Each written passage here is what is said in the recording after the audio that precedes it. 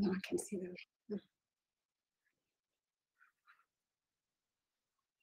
Hello?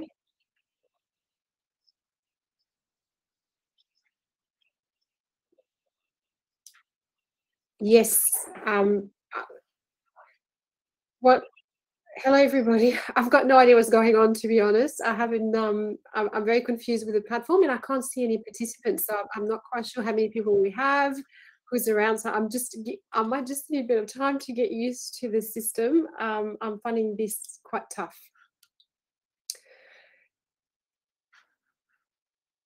And I'm not even sure what's happening with the slides. So I assume I get started. So well, Adam.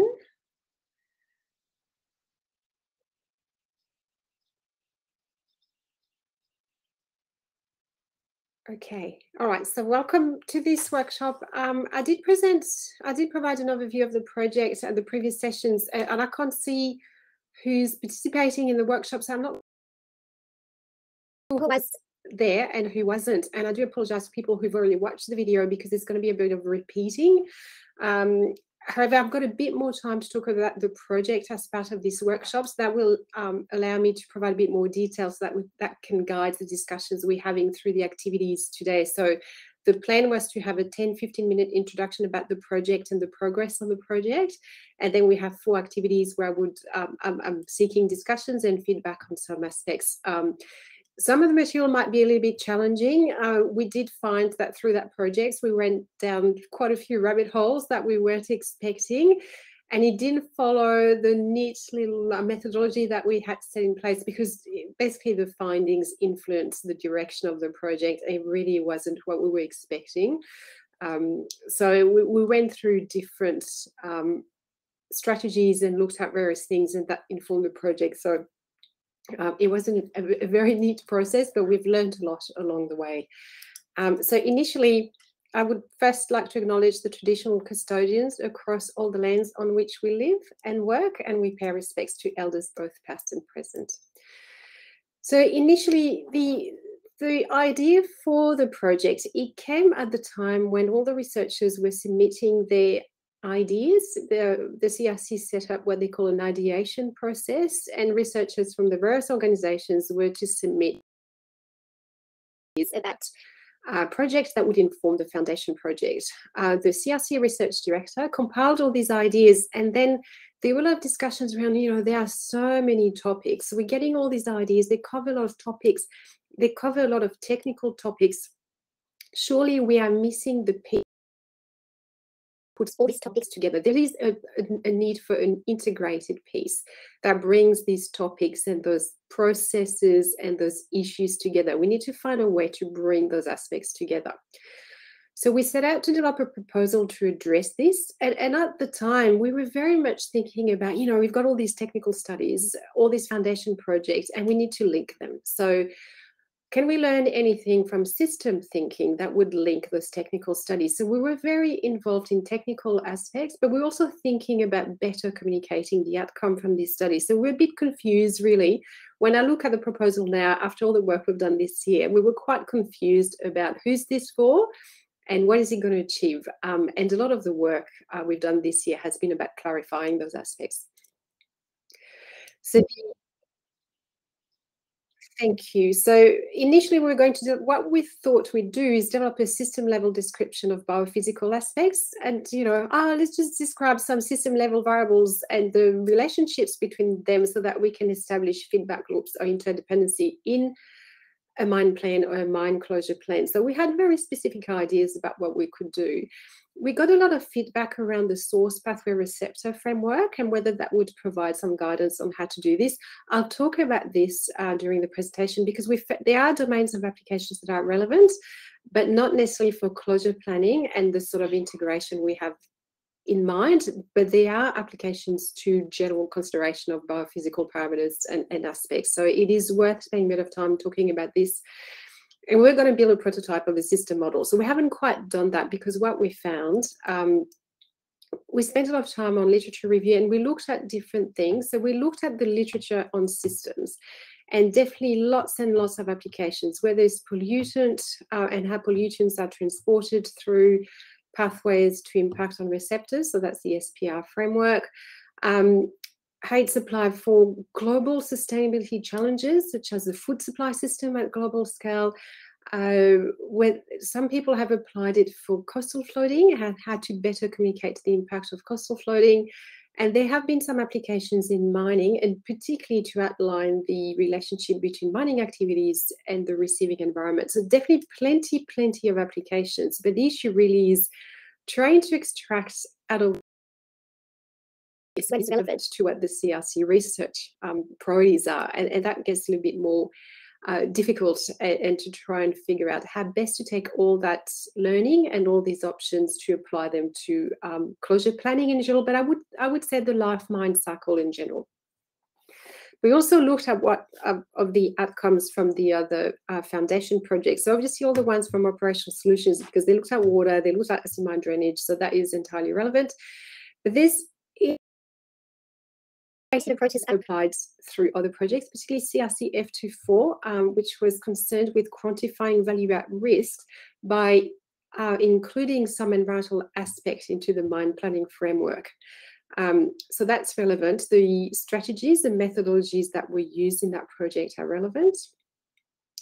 As part, there's a project, the CRC is providing support through a shared analytics framework for the environment, which is a method or a project to bring together all the data management system at state level and Commonwealth level to support the assessment of environmental impacts and cumulative environmental impacts at regional scale in particular. And we were given a case study to run for the Bowen Basin, where we looked at Queensland's data management system. But as part of that study, we had to review recent environmental impact statements. So that gives us a pretty thorough overview of the biophysical aspects that are looked at and the sort of detail that service providers put into their studies. There's good background when we're looking at integration aspects. And the one that is particularly relevant to this, CSIRO has done a lot of work through the bioregional assessment to look at not so much integrating, but capturing all biophysical aspects in environmental impact studies. They talk about causal network. Those words, causal network, causal pathways, they come back a lot when we look at system thinking. So important to start getting used to that word. It is used a lot, and what CSIRO has developed is a causal network for all potential environmental impacts. And we have one activity, the first one in that workshop is related to that. We also compiled all the advice from the IESC, that's the Independent Expert Scientific Committee on Coal Seam Gas and Large Coal Mining Development. The IESC provides advice to state and federal governments on water-related aspects as part of EA. So it's just water, but that's a big chunk for biophysical aspects anyway. And by looking at that advice they gave in the last 3, 4, 5 years, it is quite aligned in the sense that they're pushing really hard for better integration of those technical studies. So that requirement to integrate the technical study, it's definitely there, and we need to find a way to do it. No one provides guidance. So the IESC will provide feedback that it needs to be integrated, but they don't tell anyone how to do it. And I know why, because no one really knows how to do it. There are a few examples. We found one in Canada from one of the De Beers mine where they've actually linked and integrated the water models. Super complex, took forever. I don't think that's the way forward, but it's definitely something we can discuss, and that will be part of activity 4. So when we looked at all that literature on systems thinking, it's well aligned in terms of the stages. How do you approach it, and what steps do you take to develop a system model? You define your study area and your scale of analysis.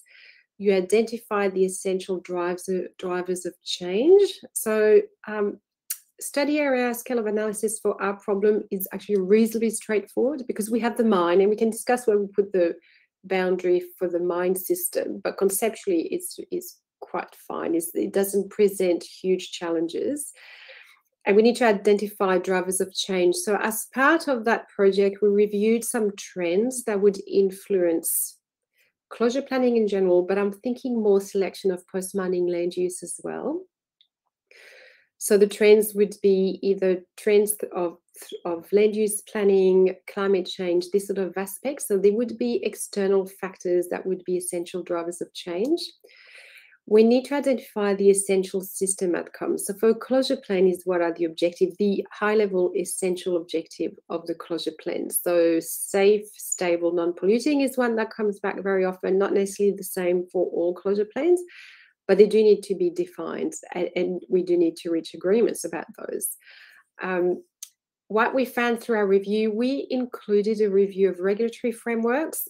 We focused on Australian ones. I mean, there are examples from overseas, but because we're just looking mainly at Australia to keep it simple, we found that the post-mining land use is entirely driven by legislative requirements.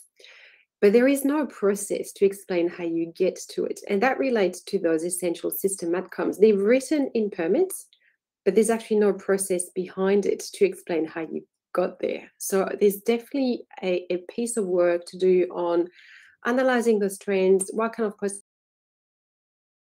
options do we have? How do we select it? How do we communicate it? So that would be quite the first step, high-level development of the closure plan. CRC project F12 will provide a portfolio of examples of what they call practice mapping of post-mining land use selections. So just a bunch of case studies on what the options are, and you'll find through that piece of work that it definitely goes a bit beyond grazing or return to native ecosystem, and there are a lot more options, and companies are definitely looking at all these options. Definitely a piece of work around defining objectives of the closure plan. And then the last step would be to develop a causal model. So as I say, that word comes back quite often. So setting up the relationship between the drivers of change, the vulnerability, the potential impact, and the management strategy, and just going through every single bar for physical aspect and establishing those relationships. But all the literature is quite strong on two things. Who are your intended users? And what is the degree of granularity of the system's outcomes to be addressed? And that's something we had completely missed at the start of the project when we wrote the proposal. By focusing quite heavily on those technical studies, really we were zooming down to the technical users, the company and the consultants, but we weren't thinking about communication of objective at this high level. So really need to review the project objective based on that crucial point around intended users. For who are we talking to and what kind of information are we trying to communicate and to understand? So what we ended up doing, we're proposing a structure and we're calling it a system approach to closure planning, or a closure planning system might be better. I will listen to feedback on this. I'll take feedback on this. I'm not quite sure we've got the right words. And it really adapts the thinking to exactly those 2 points. Who are the users? How much detail? So at that first level, you would be talking to external stakeholders. And what you're trying to do here is define the objectives of the closure plan, the post-mining land use, how it is influenced by regulation, the national global trends such as climate change or requirement to invest in biodiversity, all those massive trends that might influence closure objective, we capture it there. And then what kind of tool do we need to facilitate that communication and ensuring we are actually selecting the right things given the trends that are around that system? Then at the level of the company, when we actually have the teams at company level developing the closure plan, it is beyond just the closure team, of course. It just involves the mine planning team, all the teams within the companies, and they need to understand how their thinking contributes to the closure plan and how the various pieces of work fit with each other. So a lot of the tools that are recommended are around graphical models, frameworks that show the system elements and capture the interaction and the feedback loop. So how the output from one box might influence the input to another box, and how these things are connected so that the team can relate their work to the broader whole. So we would see this as very much a company level tool that would include all the internal stakeholders. And then there is the detail that we were initially focused on, which is integrating those technical studies. So whoever's managing that group of studies, usually an environmental team or a closure team, and how they communicate with their service providers. When we review all these EIS and all the studies that support a project, there's a lot of studies happen. It's quite obvious they never talk to each other most of the time. And you see it in these, in the type of assumptions that are made and the scenarios that are run through those EIS. We rarely see a nice, neat little overlap between those. So one study, the hydrogeological model, will use a certain set of assumptions. Then the surface water model will go somewhere else and use completely different assumptions. So it's almost like we first need a description of metadata for the study. So have a system that captures the key aspects that drove those studies. So what were your assumptions? What were the objectives? Which scenarios did you use? What were the limitations? How does it fit all together? And then once we have this, what do we do about those technical studies in terms of integration? Now, this is not trivial. I honestly do not have the answer on how we do this. The examples that we have is about linking models. And that's pretty much the only thing we found. That becomes intractable very, very quickly. And I'm really not sure that's the way to go. And I think we need to put a lot more thinking into how we integrate those studies without going down the rabbit hole of linking all the models. All right, so what we ended up doing in terms of prototype, and that's what I'll be presenting through some of the activities, trying to give an example of the sort of thinking we could do to develop tools for each of these tier and that intended group of users. So we have an example for tier 1, tier 2, and tier 3, and I would be seeking feedback on those, and what's missing, how should we go about it, and what kind of processes and guidance would we require to develop this sort of tool. So I don't think it's something researchers can do in the ether. It's really much a team approach involving a lot of the teams from the mine, from the companies. So it need to find some sort of process that would bring out the outcomes that we are seeking. All right, so I'm not sure whether people need a break. I know it's a fair bit of information. Any questions so far about the process?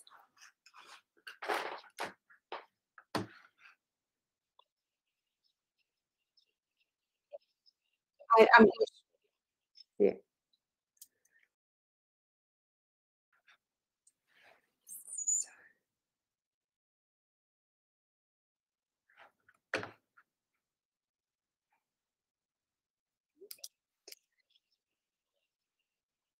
Okay. So we're going back to the slides.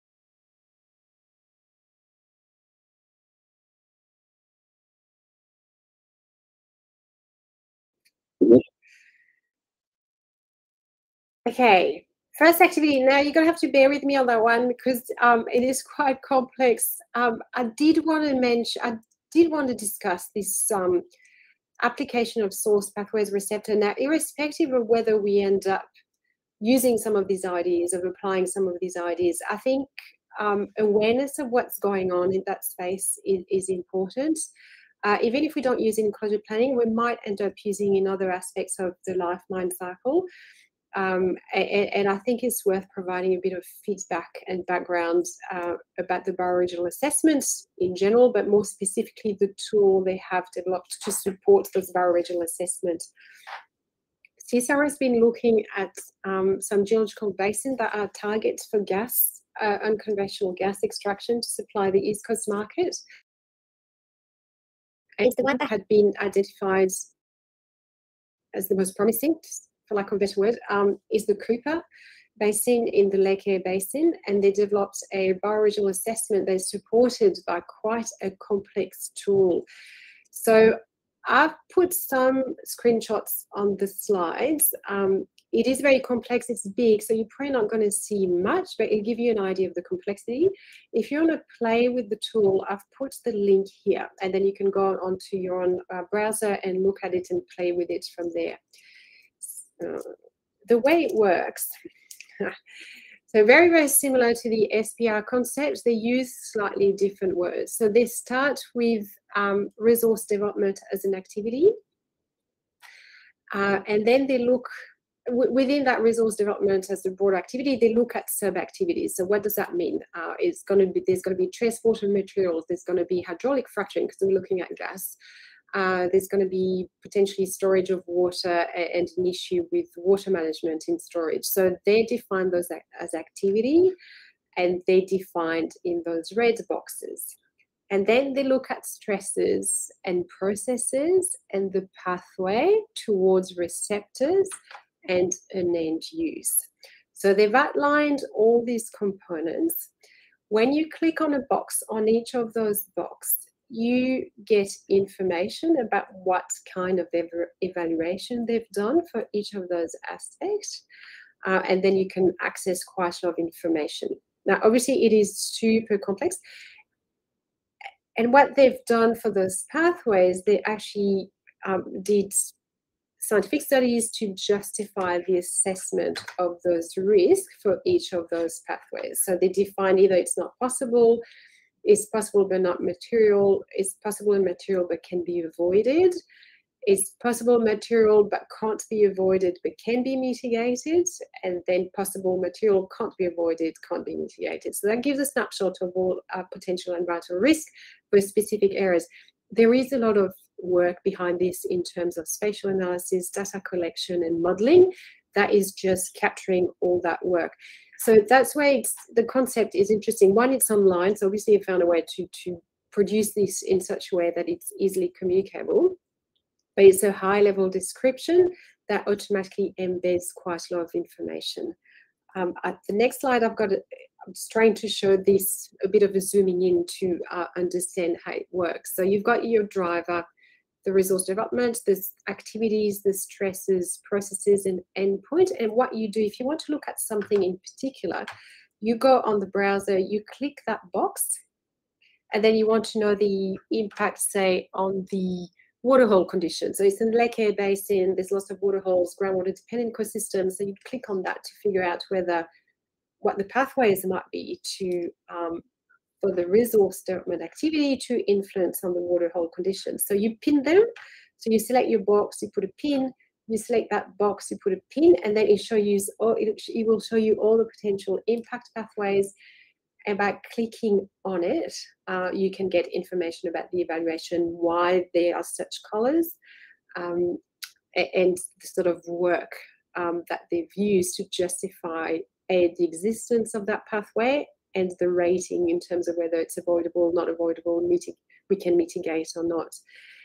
So it's very, I had never seen this. I had never seen this application. It is very difficult. I found it really difficult to use just because it is underpinned by a lot of information. It can be difficult to go to the source of that information and to understand how all that information fits in. So, for instance, they've done a lot of hydrological modeling. The modeling they've done to look at impact on a number of endpoints, it is repeated throughout those impact pathways. So there's a lot of repetition. It can be very, very difficult to understand how it all works. And the biggest issue, this is an environmental impact study. So we're looking at an activity, we want to know the impact. It doesn't actually capture a lot of feedback loops. It doesn't actually, I'm pretty sure it doesn't actually capture any unless I miss something. So we're looking at some sort of linear progression without feedback loops. From the sort of challenges we're looking at, it's probably not appropriate because it's lacking that causal interrelationship and feedback loop. But in terms of a communication tool and the ability to manipulate what we can select and can't select, I think, application. Now, this is where I mentioned that they spent $35 million on this. So the money CSIRO got to do this piece of work is $35 million. I do not envisage companies would allocate $35 million to development of a little tool to help with closure planning. So we need to keep this in mind in terms of what's achievable. We might be able to use some of those concepts in the design because the studies are done separately anyway. We already have them most of the time. But just want to provide a bit of context around investment and just amount of work behind this particular piece of work. So I'm not sure whether anyone had seen this, whether anyone has any feedback, is interested, would see a lot of application from this sort of approach to mine closure planning. So I'd be quite keen to get people feedback on that as part of that activity.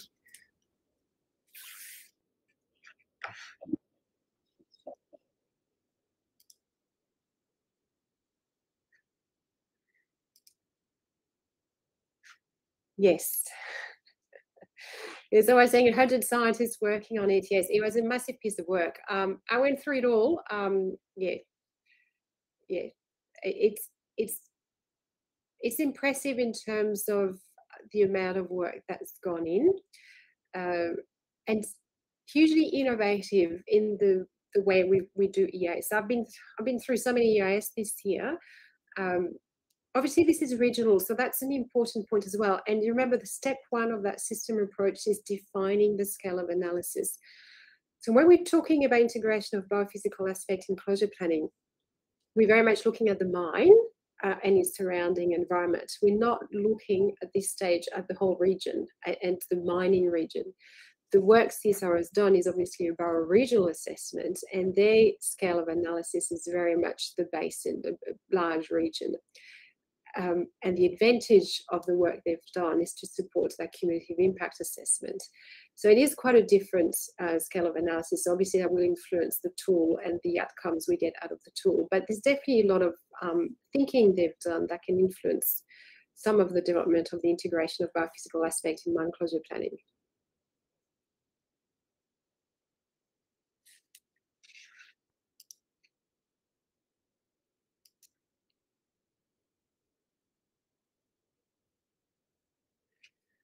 So I feel like I've overwhelmed people with that massive piece of information. Give 1 minute, and we're almost on time too. That's great. I'll go to the next one soon.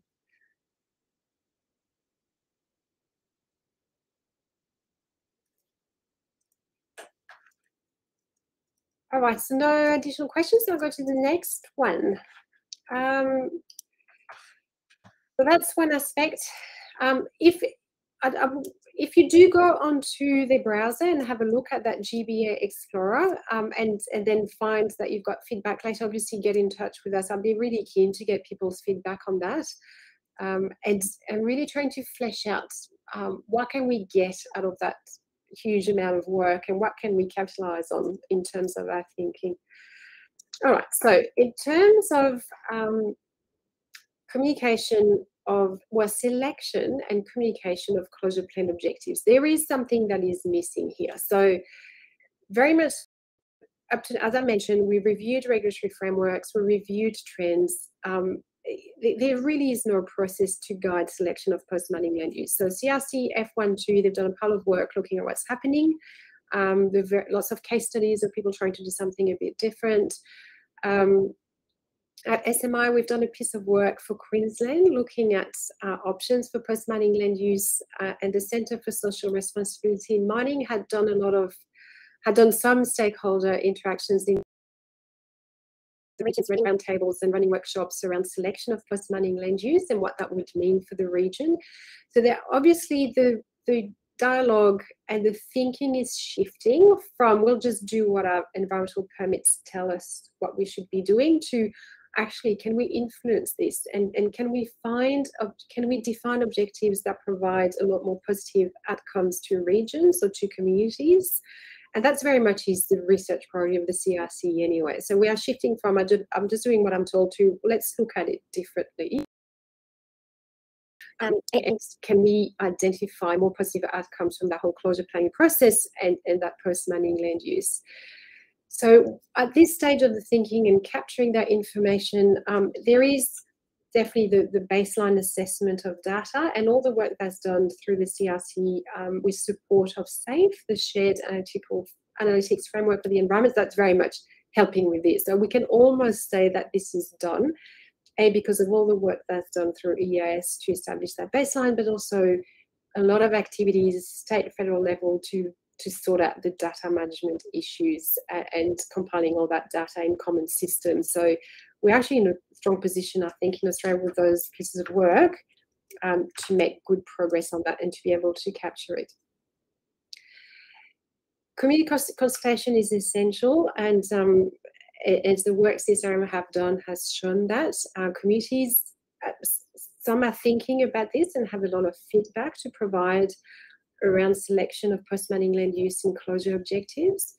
Regulatory frameworks are evolving, and we've seen this in the last couple of years. But there is the piece that's missing here is land use planning in general, but I would argue regional vision from government. So in Queensland, at least, because that's the one we have the most experience with at SMI, the Queensland government has not articulated land use visions for Queensland, whether it's for post-mining.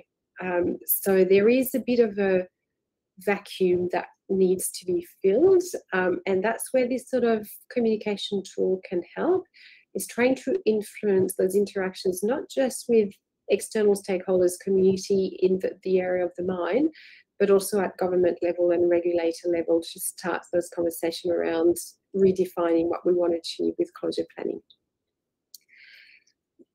This sort of high-level description we think is about right. So in terms of the scale, so we've got that mine, it's my green box, and then we detail the key components of the closure plan from I'm defining my post-mining land use. I've got objectives that will deliver that post-mining land use. It is supported by technical studies.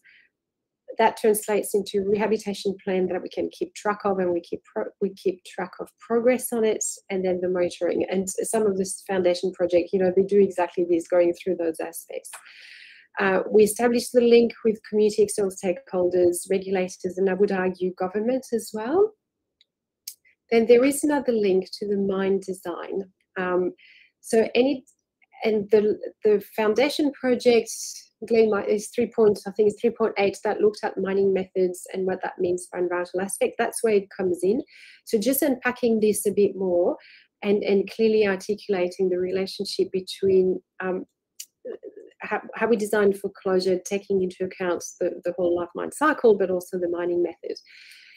Another aspect of this is the work that was done through CRC F24, where what we tried to do in that project is re-quantify value at risk by including environmental aspects in mine planning framework. So all we've done is look at geotechnical stability and groundwater aspects and how these would influence the design of a waste rock dump and how that would influence value at risk. So we've only done 2 biophysical aspects. We simplified them quite strongly. We did the basic. We put a probability framework on those, put them into the mine planning framework, and then quantify all sorts of value at risk. It took us a year to do this. Now, training wheels on was first time. This had never been done before, so of course we expect to spend time figuring out the methodology and how it would work. We also had to secure a case study. So these things take time. However, it is time consuming. So we are learning a lot through some of the CRC projects, but I think there's a lot of thinking and a long road to translate them from where they are now with the amount of work we have done to something that can capture this level of interaction and at this level. So I think we can expect a bit more thinking and application of those concepts and see how they can be included in this. At this level as well, you would put your trends. So what I call the global trends. So climate change we've outlined here because it's the obvious one, and we know plenty of issues around climate change. In fact, the IEST advice on water-related matters like this quite strongly in terms of water balance. We expect changes to rainfall patterns. What does that mean for your water balance? What does that mean for your risk of uncontrolled release to the environment, contaminants, etc.? So this one's definitely in and it's well identified. Biodiversity investment, I think, should come in. And in fact, what we probably should do is just review all the foundation project from program 3 once the reports are finalized, and ensuring we pick up the trends from every single one of them and they're included in that sort of description. So this sort of tool you would use to go and talk to regulators about what you're doing, to talk to your community about what you are doing. So I'm sure Sandy's on the line. I saw her from CSRM. Sandy's run some consultations, some roundtables. It probably would have been useful if we'd had these sort of concepts designed to present to encourage discussion and get feedback about what the closure planning was seeking to achieve. So any feedback on that?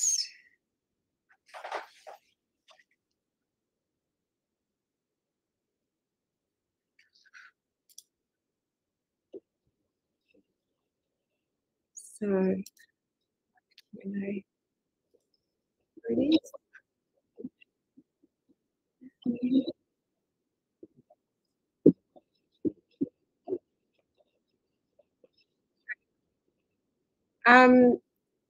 So the question is, why is there no community consultation of the preparation of the rehabilitation plan after the technical studies? I'm not sure whether that's correct. Sandy might be able to help me out here. But at the moment, the rehab plan is developed based on what you have in your environmental permit. So here in Queensland, it's the environmental authority. So your environmental authority tells you you're going to be rehabbing to return the land to native ecosystem type land use or to grazing. And then they do that. So it's actually not open for discussion. What the mines do though, so say you've got land that's supposed to be rehabilitated to grazing. So the mines, more often than not, would involve the local grazers, would bring them on site. This is what we are doing. Is this suitable? Any feedback on what we're doing? So these interactions do occur at local level. And definitely on the grazing side, there has been a lot of interactions between the mine site teams and the local grazers and local stakeholders, a lot of them. ACAP, the Australian Coal Association Research Program, has done a lot of work on exactly this, encouraging feedback from the people who eventually will be the users of the land. So if you're returning your land to grazing, you want the grazers to embrace it. So you involve them. There are quite a few ACAP projects that sought to get community feedback on rehab objectives and how well they were met. Now, what happens in the monitoring reports? Again, that will depend on your environmental permits. In Queensland, the Environmental Authority have an annual return process embedded in them when the results need to be supplied to the regulator every year. So definitely water, and that's the work we've done through the support to the SAFE project and the Bowen Basin case study is outlining those pathways for data submission. And Peter, yeah, so Peter's telling me, I don't believe the rehab plans and monitoring are publicly available. Now, it gets submitted to the regulators most of the time. I don't think it's publicly available.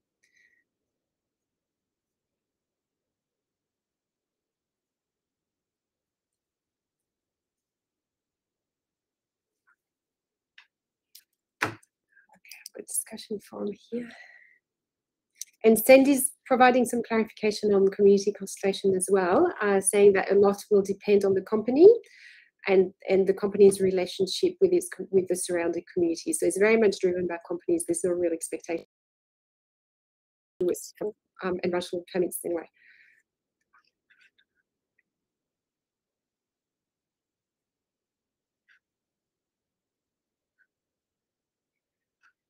All right. No more feedback or questions? And just check.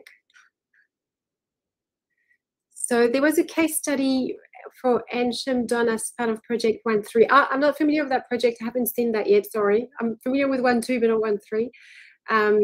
It found that the progressive rehabilitation and closure plan is not so far publicly available. Yes. That consensus saying at this stage, PRCP. Actually, that's not correct. PRCPs, you can make they're supposed to be. They will be accessible eventually, and some of them already are. You just make a submission to the register, to the DES register. You send an email. There is an email. I know, because we sought some, and in fact, we sought one PRCP to do that piece of work, and we just submitted a request to the regulator. So you have to make a bit of an effort to get it. And I'm not quite sure whether they only released the ones that were approved. That's potentially the case. But there is a way to get some. So Sandy has a question: does the prototype include consultation at all stages, or just for diffusion PME? Sandy, I would see it, and that's exactly the feedback I'm seeking. I'd see this is live. It's not something that disappears. So it's something, in your closure toolbox, it's step one. You do this, and it's live, and you update it. And if something happens and you've got to change your PMLU and your objective, then you just update that tool. And that's what it's for, to capture those big changes.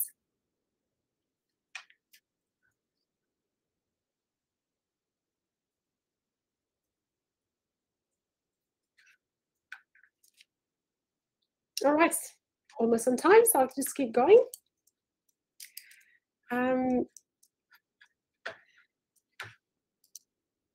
All right, so then we're looking at the next level down. What do companies do to figure out how it all fits together? So this is the one the Queensland government, they're providing quite a lot of information about the status of the progressive rehabilitation and closure plan. And there are some, so it's PRCP for short, and there are a couple they are happy with, and they gave that feedback that if you wanted to see what a good PRCP looked like, you could consult those. And that's where we made that request to have access to the one they use as template. Is for the Vulcan Complex project. It's only just starting. So this is interesting because it's a closure plan that is very much for the future, because the operation hasn't actually started. So we went through the that PRCP and just try to extract the components of it in terms of the fundamental objectives of the PRCP, the way to get there. So we're calling them mean objectives at the moment. We probably will change that terminology. So for instance, sorry. So for instance, if my overall objective is that there is no pollution, so there's no export of contaminant to the receiving environment, obviously I would want to have low level of contamination. And what do I look at? I look at the soil, at the surface water quality, at the groundwater quality, and then we try and understand where contaminants would come from. So it could be acid mine drainage, it could be erosion and sediment, it could be dissolved metals. And then we look at the strategies in blue on how we would control that. So we go right from the top. What are the objectives? Can I define some sub-objectives that would support this? What are the processes that would influence those? And what kind of strategies do I have to maintain them? So that's the first step. That describes everything there is in your closure plan in terms of the biophysical aspects and how they relate to each other. So that's where we're starting to outline the causal model and the interrelationship between some of the elements. So for instance, and they can go both ways. So if I pick one here, erosion obviously would impact on turbidity and export of sediments is a good one. But erosion itself is influenced by rainfall. So I've got that loop here. This one is we're trying to keep ground cover back to level, starting to have vegetation cover.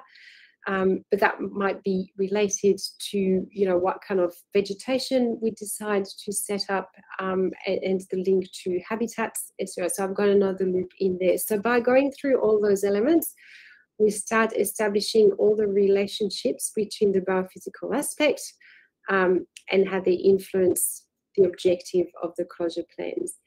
That would require input from most of the team, specifically because we want to outline the influence of mine design in particular on that closure plan, and obviously need to educate the various teams about what is being proposed.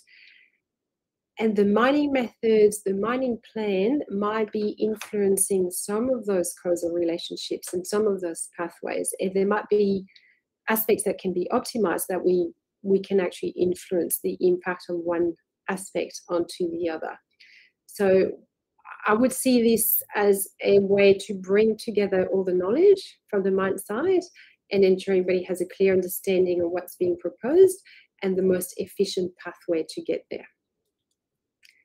How would you do this? So the issue here is, how do you do it? The way we've come up with that one is we had the PRCP and we just went through all the aspects in the PRCP and set up that picture. But we had the PRCP. It's almost like an iterative process, because I would argue that this sort of methodology or this sort of approach should actually support the development of the PRCP and not the other way around. So in that case, how do you make it happen? Who do you involve in that conversation? Who is involved and what guidance do you need? The suggestion, mines actually, because they do so much risk assessment, they actually are good, I would argue, at running workshops that includes a lot of people from the mine. So they know how to run those big events that they bring together representatives from the different teams. They put them in a room for a day and get all the feedback from them as part of this type of workshops. So the obvious example is everything that's happening in the safety space, where they would be running risk assessment workshop at regular intervals. They would run bow tie analysis workshop as well. So they look at, and I particularly like this example because I think it has a lot of application to the sort of tools we're trying to set up. So they look at a particular event, identify the causes, the controls, and then the consequence of that event and sort of control that will mitigate that. And that's an ongoing process on mine sites. A lot of people have been trained, they are used to it, and a lot of that thinking is directly applicable in terms of identifying the causes. It could be identifying the aspect, identifying the processes, identifying the pathways, identifying the interrelationships and the feedback loop. So they are used to providing that information. They just do it in a different context. So there could be a bit of education on that. But the process is there, and the interest and the ability to work as a group is already there, which I think is half the battle. There's a lot of literature on how you run risk assessment workshops. So a lot of the thinking would be around adapting that material to running a workshop specifically for the development of PRCP and the system level tool that we were discussing at the start. So I think there needs to be a bit of testing on the methods that would bring out the components we are interested in. It can't necessarily be directive. Collaborative supportive would definitely be a lot more useful, because we are dealing with essentially technical studies a lot of the time, or technical aspects. There will need to be some form of directive approach, because we can't go into too many directions. We are constrained by reality and the biophysical setting. So I'm not aware of a causal network being developed through that processes, but I think it is needed to gather all the information from the mine site, and particularly something we're looking at in a lot of detail, and it's obvious through the CRC projects people have been working on, is that interaction between environment and mine design. And I think to have the mining engineers understanding what's required from the environmental perspective in particular would require some sort of facilitation process that hasn't really been tested yet.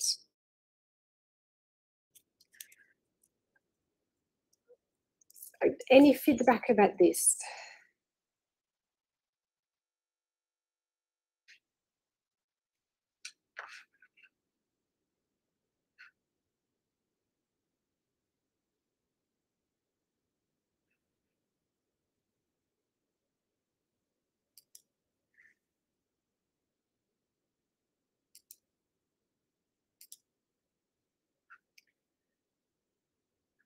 I don't think so. Let's not go to, no. All right, so, I do have something. Yes, so someone's making comments about the visual representation of the very complex activities, and I think that's really good feedback. If you, I'll just go back to the slides. We haven't quite, if you look at the CSR work, there is the issue with this, and obviously when you go on the browser, it's not quite as overwhelming because you can zoom in, zoom out, but there is an enormous amount of information. It is actually very difficult for a user. Unless you know exactly what you're doing, it's not exactly super easy to use. And that visual representation is a good idea, but it's a lot of complex information. So I'm not convinced it helps that much, just because you end up with something that's quite complex. And the similar feedback for this. Yes, it captures everything. Yes, we understand where the relationships are, but we're trying to cram a lot of information into the one page. And we need to think about better ways to do this so that it's not overwhelming. We understand, and it's the right level. That degree of granularity is really the challenge. So ensuring we capture everything, but not overwhelming with a form of communication that doesn't actually do the job because it's too complex.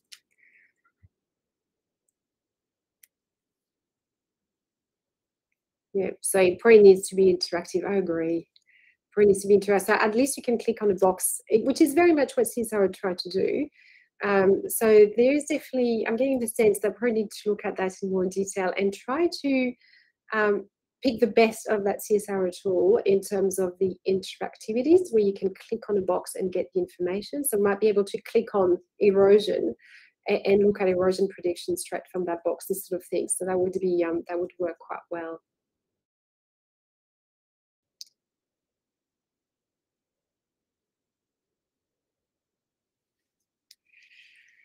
Yeah. Sandy approves. Yeah, great. That's super useful, actually. Thank you very much. All right, almost there. And best for last. So hang on to your seats because I do not have the answer for that one, is around the technical studies. So I'll go back to my slides. So the technical studies, so there are a lot of them. And depending on where you are, at least in Australia, so if I look at an EIS in Queensland for water, I usually have 2 water models, or 3. One for surface water, one for groundwater, and one for ecotoxicology, or some water quality modeling aspects and sediment quality. So it's not too bad.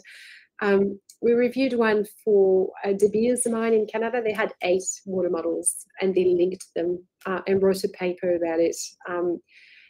And linking model is a big word, because what you do is you're not actually linking them. You're getting results from one that becomes input into another. You rerun the second model, then that's an output from the third model. You run the model. So it's an iterative process. And if you have 8 models and 5 scenarios, you can see what happens. You'll be running models for the rest of your life. So I don't necessarily think there are instances where I'm sure it might be required. I don't see it as the obvious solution for all the problems. What we attempted to do for that one is trying to articulate the connection between the technical studies in terms of parameter from one are required for another. Yep. So we try to establish that matrix that looks at the type of technical studies and how they are linked with each other. So already we understand, so that's step one, because we understand the connections. And I had mentioned during the overview slides, the meta description as well. So that would go, first there would be that description of metadata, assumptions, methods, limitations, scenarios. Scenarios is really important, particularly when we're looking at climate change. So every single water model, for instance, has to run climate change scenarios. So scenarios for different climate data. Now, if they're not using the same ones, then obviously I can't use the outcome from one as input to the other. So that description, selection of scenarios need to come first. It really is done badly at the moment. So metadata, articulating the connection between the studies, really important. So at least you know what you have to rerun when there's a change to one, because that's at the moment is understanding that if I change something, what else needs to be updated, and more importantly, when. So at the moment, there's a lot of rerunning of scenarios every single time something changes. Over the lifetime of a closure plan, that is not feasible. So we need to understand thresholds of significance and understand when the impact of a change requires an update to the technical study. We haven't quite cracked that one yet. But at least by articulating those connections, we are a step in the right direction. However, what else? How else would we link the results from the various studies? So one option that we thought about and we tried to do, but we just don't have enough information. So to be able to test this, we would need a complete set of technical studies with access to all the results in their native form. So, and that's what the CRC Safe Bone-Based case study tried to do. When you look at those EIS, there's a lot of data. It's all PDF. So you can't actually use that data at all. So the whole thinking is around putting that in data management systems so I can access the information. We almost need these for studies, at least to test these sort of things where I've got all sorts of water models, biodiversity models, whatever. I can get the results in native form and I can link them with each other. So what I mean by this, you've got a surface water model, you've got a groundwater model, you run 10 scenarios, you get 10 or 100 scenarios, you get 100 sets of results. You run the same scenarios with water, with surface water, and then you can link the two because you've got outcomes from the same scenario. So you know that if your groundwater level is here, your surface water level should be there, and then you can establish this connection. It's not as straightforward as I'm making it sound. There's a bit of thinking that needs to go through this.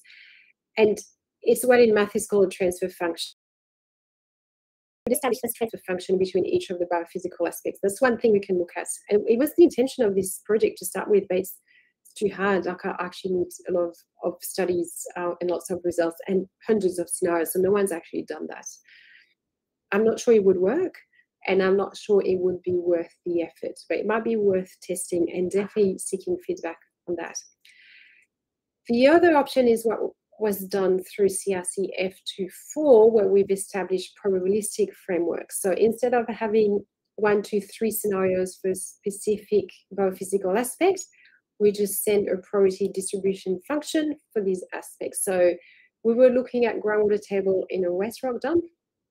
We showed 3 probability distribution functions for the hydraulic properties are different for different parts of the waste rock dump.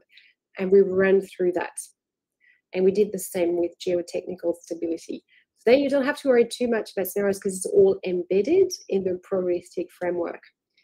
That has potential, but it really depends on the objective and what we do with it. So it worked really well with CRCF24 because the objective was very specific. It was quantifying value at risk. With closure planning, it's a little bit different, and we will have to think through what we want to calculate with that probabilistic framework. Not impossible, needs a bit of thinking.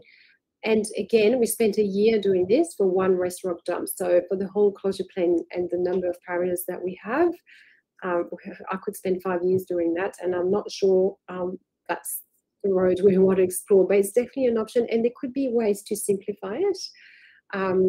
Or to take a step back and relook at the aspects and figure out how we include them.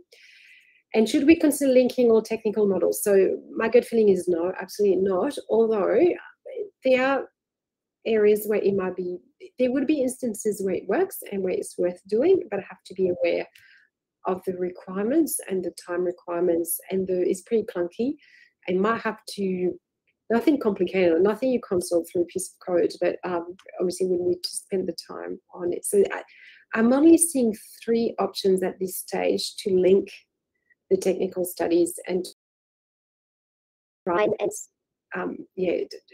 link the system variables. I'm only seeing transfer function from one to the other, time consuming and untested. Probabilistic frameworks, time consuming but tested. And linking technical models has been done, we know it works, super time consuming, iterative, but could be improved. So again, if anyone's done a bit of thinking about this or has strong views, it would be really keen to get feedback to try and identify what ethics panel. It's just 3 rabbit holes. There's no point going down that route at all. Oh yes, listen, someone's asking whether the technical study should include biology, and yes, absolutely. And the reason I'm talking about water is my background, because a lot of the information we used was water related for obvious reasons, because in Queensland it's mostly about water. But yes, absolutely. And the issue, and that's why we're spending so much time talking about integration, because we actually want to bring all those aspects in, make sure they are included. So I just find water easier to illustrate some of the points, but the intention is to include everything, and biological studies, absolutely, ecological studies, absolutely. A big dimension of integration is post-mining land use, revegetation, ecosystem resilience, etc. So it's actually a huge dimension of integration. Even, type of vegetation that you have, root zone depth, groundwater table location, seepage, contamination, this huge dimension of integration around biological, ecological aspects that absolutely must be included. And honestly, it probably was the key driver to start with. What's SIA? Social impact assessment? Cindy's asking a question about what about SIA, which I think is social impact assessment. This, assuming that's what it is, this piece of work, we were only looking at technical aspects. Yes, I was right, social impact assessment. So we set out to do this just for technical aspects, for the very good reason that it's complicated enough as it is, and that's all we can handle. We haven't even solved it. So let's start with technical aspects, and then if there's anything we learn through that process that's useful for social impact, yes, of course. I don't think it will be. I think what's going to happen, Cindy, is the tier 1 tool that we end up with will be super useful for SIA, or at least communication with external stakeholders. So, looking at the roundtables you ran earlier in the year, if you'd had those tools, I think it would have been a lot easier. So that's where I'm seeing the interactions, that high-level causal model, that high-level description, how did we select objectives, that's where I see that it might be useful for SIA, maybe.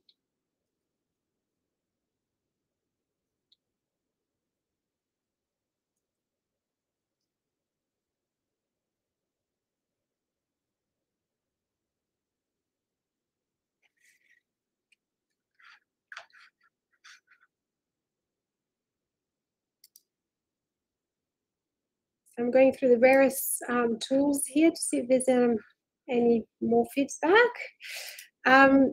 Listen, I'm really, I realize this bit of information and maybe coming out of the blue a little bit. So if anyone comes up with something, has an idea, please get in touch with us. We'll be quite interested. As you can tell, we're still very much thinking about this and certainly haven't landed on the perfect solution at all.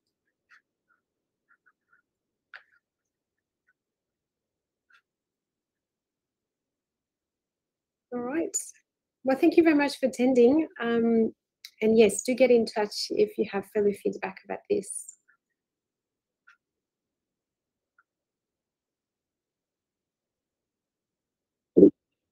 Pardon?